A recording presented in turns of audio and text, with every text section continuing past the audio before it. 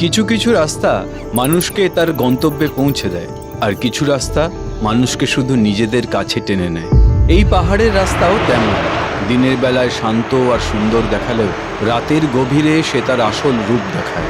অভিক আর প্রতীক জানতো না যে বন্ধুত্বের জেদে আজ তারা রাতে বেরিয়েছে, সেই জেদ তাদের সামনে এক ভয়ঙ্কর সত্য নিয়ে আসবে, যার থেকে পালানো অসম্ভব।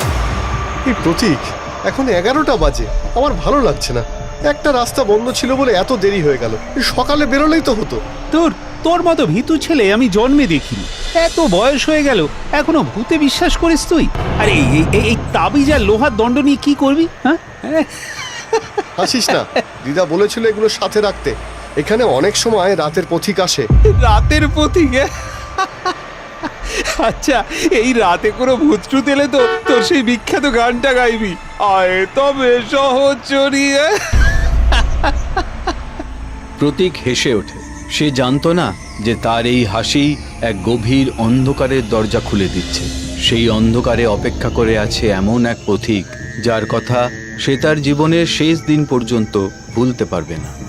ওদের মতন সেদিন দামিনীও একই বিপদে পড়েছিল, কিন্তু এই রাস্তায় এত রাতে কে ওকে সাহায্য করবে?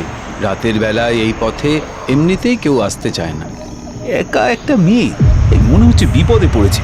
চল ওকে লিফট দিই। এই না না না প্রতীক, এই রাস্তায় রাত বিরেতে এমন কাউকে দেখে গাড়ি থামানোই উচিত না। তুই জানিস এখানে কত ভয়ঙ্কর ঘটনা ঘটেছে। কি বলিস রে? একটা মেয়ে, সে বিপদে পড়েছে আর তুই ওকে ফেলে যাবি? তাছাড়া আজকে জার্নিটাও জমে যাবে, কি বলিস রে? অভিকের ইচ্ছে না থাকলেও প্রতীক প্রায় জোর করেই গাড়ি থামিয়ে দেয় দামিনীর সামনে এসে।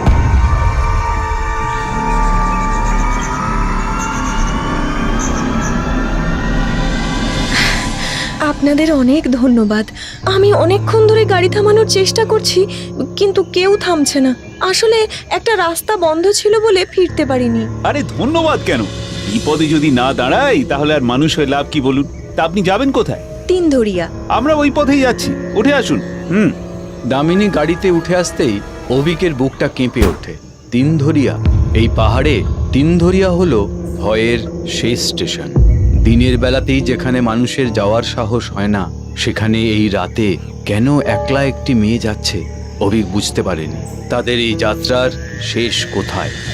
ও, তাহলে তো আপনি এখানেই থাকেন। দারুণ ব্যাপার। আচ্ছা, আপনার ভয় করে না? অভ্যেস হয়ে গেছে।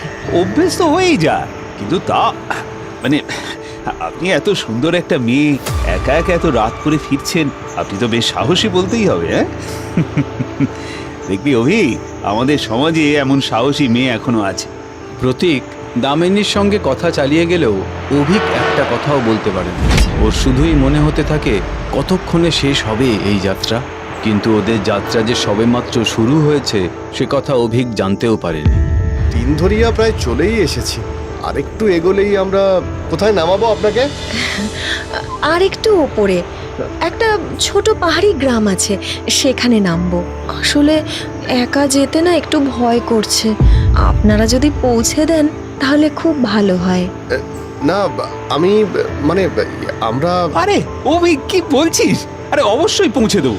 এইরকম ভালো সুযোগ হাতছাড়া করা উচিত নয়। অসংখ্য ধন্যবাদ। আরে ধন্যবাদের কি আছে?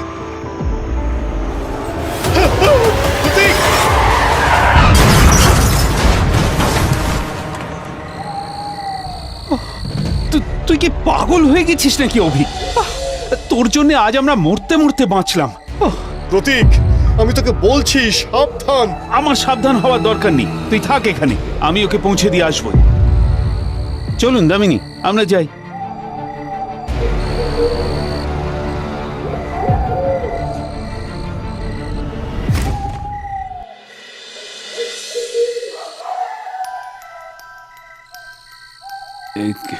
কি হলো, আপনি কি ক্লান্ত? আমার কাছে একটা জলের বোতল আছে, নেবেন? না না, দরকার নেই। এই রাস্তাটা খুব কি ভয়ানক? আমার কিন্তু মনে হচ্ছে এখানে দামিনী, দামিনী, কোথায় আপনি? কোথায়? এই যে আমি নিচে, চলে আসুন আসুন। প্রচণ্ড ভয়ে প্রতীক পিছনে ফেরে। গাড়ির হেডলাইটের আলোয় সে দেখতে পায় যে জায়গা দিয়ে সে আর দামিনী হেঁটে আসছিল একটা সরু রাস্তা সেখান থেকে বেরিয়ে সোজা গিয়ে শেষ হয়েছে একটা গভীর খাদের ধারে। ধীরে ধীরে নামতে শুরু করে সে।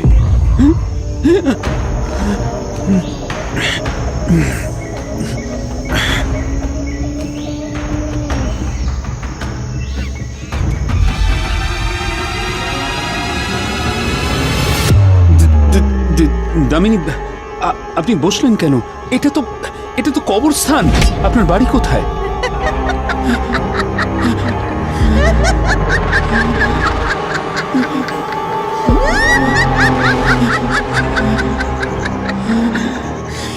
এই তো এই ঘাটটা, এটাই আমার বাড়ি। এসো,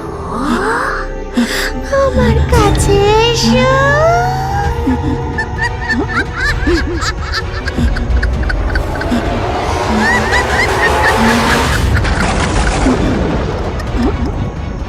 প্রতীক চমকে ওঠে দামিনীকে দেখে। এ যেন সেই দামিনী নয়, যেন অন্য কেউ। সম্পূর্ণ সাদা হয়ে গেছে ওর শরীর, হাসির শব্দে যেন কেঁপে উঠছে আশপাশ। রাতের পথিকরা রোজ অপেক্ষা করে থাকে কাঁচা রক্তের জন্য। আজ তোর পালা।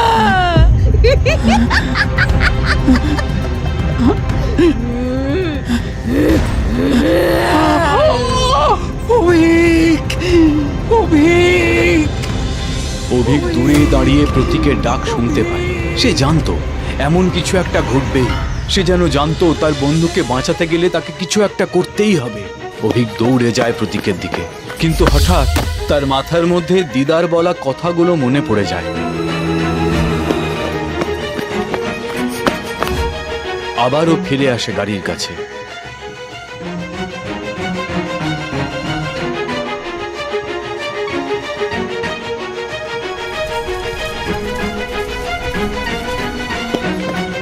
অভিক এবার দৌড়ে যায় প্রতীকের দিকে।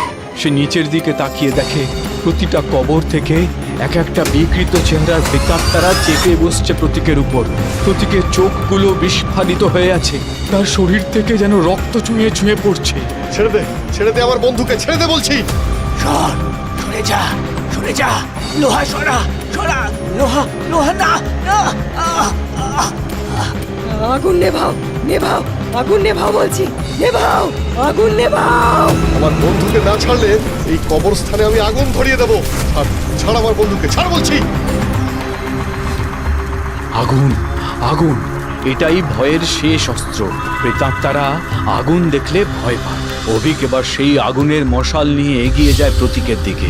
প্রেতাত্মারা তাকে পেছন থেকে আক্রমণ করার চেষ্টা করে, কিন্তু অভিক মশালটা ঘুরিয়ে দেয় তাদের দিকে। আগুনের শিখা তাদের দিকে এগিয়ে আসতেই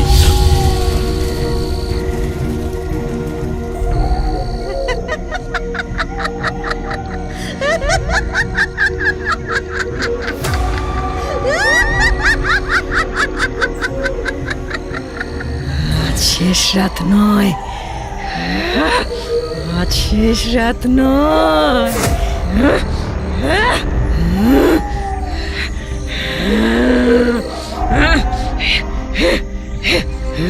দামিনীর কথা শুনে অভিক চমকে ওঠে। সে দেখে দামিনী পেছোতে শুরু করেছে। তারপর অবিশ্বাস্য দ্রুত গতিতে পাহাড় বেয়ে উঠতে শুরু করে দামিনী। সে উঠতে থাকে আরো উঁচুতে, আরো। আর হঠাৎ এক মুহূর্তের জন্য থেমে যায়। আজ আগুনের জন্য বেঁচে গেলি, আমি আবার কারোর রাতের পথিক হব, আবার কাঁচা রক্ত খাবো মানুষের।